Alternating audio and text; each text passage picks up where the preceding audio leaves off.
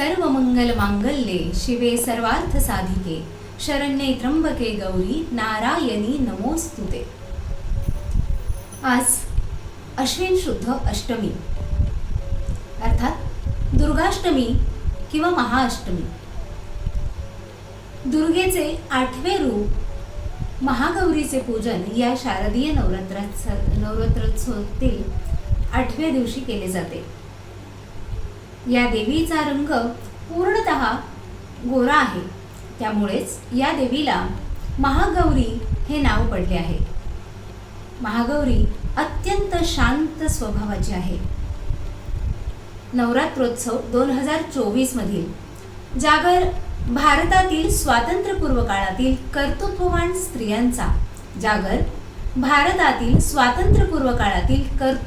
स्त्रियांचा या उपक्रमातील 8वी माळ मी अर्पण करते आहे। स्त्री शिक्षणाच्या प्रणेत्या क्रांतीज्योती सावित्रीबाई फुले यांना। सावित्रीबाई यांचा जन्म 3 जानेवारी 1831 रोजी खंडोजी नेवसे पाटील आणि लक्ष्मीबाई यांच्या पोटी झाला। 1840 साली गोविंदराव फुले यांचे पुत्र ज्योतिराव यांच्याशी 9 वर्षांच्या सावित्रीबाई यांचा विवाह झाला। ज्योतिरावांना लहानपणापासूनच मातृप्रेम लाभले नाही। त्यांची मावस आत्या सगुणाई यांनी त्यांचा सांभाळ केला होता। सगुणाऊ यांना इंग्रजी कळतही होते आणि बोलताही येत होते। आपल्या या ज्ञानाचा उपयोग त्यांनी ज्योतिरावांना शिक्षणासाठी प्रेरित करण्यासाठी वापर केला। ज्योतिरावही शिक्षणाकडे आकर्षित झाले। त्यांनी स्वतः शिकून सावित्रीबाईंनाही शिकवले। 1 जानेवारी 1848 रोजी पुण्यातील बुधवार पेठेतील भिडेवाड्यात ज्योतिराव आणि सावित्रीबाई यांनी शाळा काढली। मुलींसाठी एक शाळा काढली। तत्कालीन काळात भारतीय व्यक्तीने काढलेली ही मुलींची पहिली शाळा ठरली। सावित्रीबाईंच्या शाळेत सुरुवातीला 6 मुली होत्या। याचं कारण असं होतं, तत्कालीन काळात स्त्री शिक्षणाला प्रचंड विरोध होता आणि म्हणूनच कुणीही आपल्या मुलींना शिकण्यासाठी पाठवायला तयार नव्हते। अगदी काही मोजक्या लोकांनी हे धाडस दाखवलं आणि केवळ 6 मुली त्यांच्या शाळेत येऊ लागल्या। पण 1848 सालापर्यंत ही संख्या म्हणजे पुढच्या काही 1-2 वर्षांच्या कालावधीमध्ये अगदी वर्षभरातच ही संख्या 40-45 पर्यंत पोहोचली।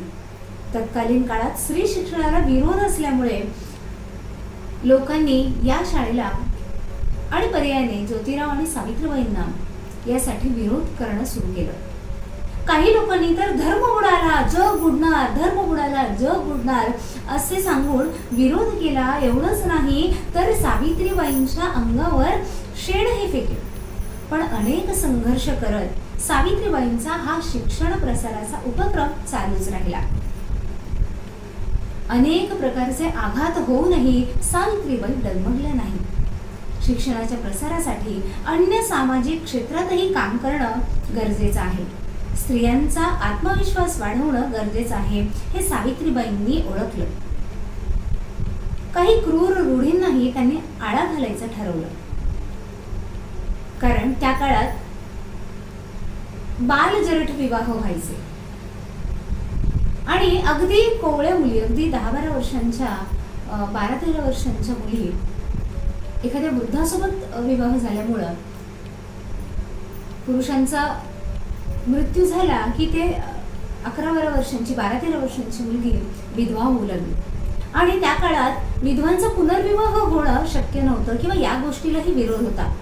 मग त्या मुलींचं केशवपण करणं किंवा त्यांच्यावर काही समाजातल्या काही लोकांनी वाईट दृष्टीने त्यांच्याकडे बघणं, त्यांच्यावर अन्याय अत्याचार होणं यासारखे प्रकार घडत असत आणि त्यातून त्या बालविधवा ज्या होत्या त्या कालांतराने अशा काही अनिष्ट गोष्टींमुळे त्या गरोदर राहू लागल्या आणि मग त्या वेळेला त्या मुलींवर, त्या विधवांवर आत्महत्या करणे किंवा गर्भपात करणे याशिवाय पर्याय उरायचा नाही। आणि मग या अनेक समस्यांना यातून अनेक समस्या निर्माण होत असत. आणि म्हणून सावित्रीबाईंना असं वाटलं की आपण कुठेतरी याच्या मुळाशीच काम केलं पाहिजे. या सगळ्या अनिष्ट रूढी प्रथा परंपरा आहेत यांना कुठेतरी आळा घातला पाहिजे. समाजात एका प्रथेमुळं निर्माण होणाऱ्या अनेक समस्या आहेत त्या सगळ्यांवर कुठेतरी आपण पायबंद घातला पाहिजे. त्यासाठी आपण काहीतरी प्रयत्न करायला हवेत. ही तळमळ सावित्रीबाईंच्या मनामध्ये होती आणि या तळमळीला केवळ मनातली तळमळ मनातच न ठेवता त्यांनी याला काहीतरी मूर्त स्वरूप आपण दिलं पाहिजे यासाठी धडपड सुरू केली, यासाठी प्रयत्न सुरू केले आणि त्यांनी सामाजिक कार्यही त्या दृष्टीने केलेलं आहे. त्यांनी बालहत्या प्रतिबंध गृह सुरू केले आणि मी आताच म्हणाले की पूर्वी केशवपण करण्याची प्रथा होती आणि म्हणूनच विधवांचं केशवपण करण्याची प्रथा बंद करण्यासाठी त्यांनी नाभिक समाजातील लोकांचं प्रबोधन केलं आणि त्यांचा संप घडवून आणला. पुनर्विवाहाचा कायदा व्हावा यासाठीही त्यांनी प्रयत्न केले. अशी कामे सावित्रीबाईंनी पार पाडलेली होती.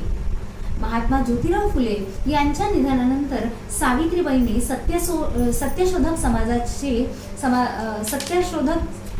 समाजाच्या कार्याचीही धुरा त्यांनी सांभाळलेली होती. आणि एकंदरीतच सावित्रीबाई यांच्या कार्याला ज्योतिरावांनी साथ दिली आणि ज्योतिरावांचं जे कार्य होतं त्याला सावित्रीबाईंनी साथ दिली. एकंदरीतच या दोघांचं कार्य एकत्रितपणे सुरू होतं. एकमेकांच्या पाठीशी उभं राहणं, एकमेकांसाठी मदत करणं, एकमेकांच्या कार्याला पुढे चालू ठेवणं हे या दोघांनीही आपलं कर्तव्य मांडलेलं होतं.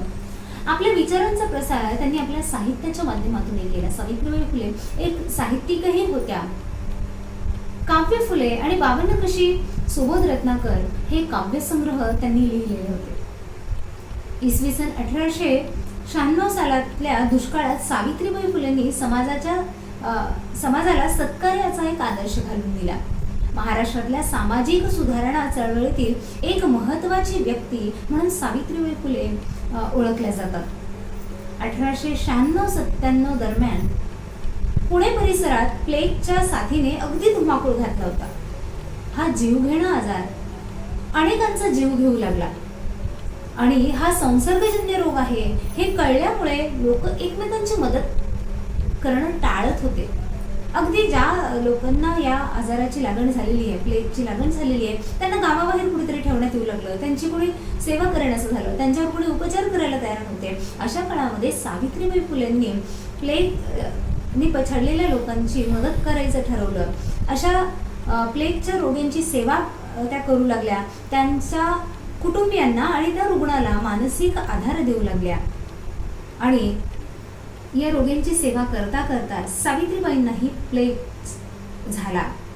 त्यातूनच 10 मार्च 1897 रोजी सावित्रीबाई फुले यांचं निधन झालं. सावित्रीबाई फुलेंनी महिलांना शिक्षण मिळावं यासाठी प्रचंड कष्ट भोगले, यातना सहन केल्या आणि तरीही आपलं काम त्यांनी अर्धवट सोडलं नाही. तर मुली शिकल्या पाहिजेत, स्त्रिया शिकल्या पाहिजेत. जिच्या हाती पाळण्याची दोरी ती जगाचा उद्धार करील हे ब्रीद जणू काही सावित्रीबाईंना कळलेलं होतं आणि त्यासाठी त्यांनी ते प्रयत्न केलेले होते. आणि म्हणूनच त्यांच्याबद्दल असं म्हणावंसं वाटतं, सोसूनी अनंत यातना शिकविलेस तू स्त्रियांना, सोसूनी अनंत यातना शिकविलेस तू स्त्रियांना, धन्य धन्य होतो आम्ही थोरवी तुझी गातांना, धन्य धन्य होतो आम्ही थोरवी तुझी गातांना. अशा या स्त्रीला माणूस म्हणून जगण्यास सिद्ध करणाऱ्या सावित्रीबाईंना, स्त्रीला माणूस म्हणून जगण्यास सिद्ध करणाऱ्या सावित्रीबाईंना, जागर भारतातील स्वातंत्र्यपूर्व काळातील कर्तृत्ववान स्त्रियांचा, जागर भारतातील स्वातंत्र्यपूर्व काळातील कर्तृत्ववान स्त्रियांचा या उपक्रमातील आजची ही 8वी माळ मी अर्पण करते.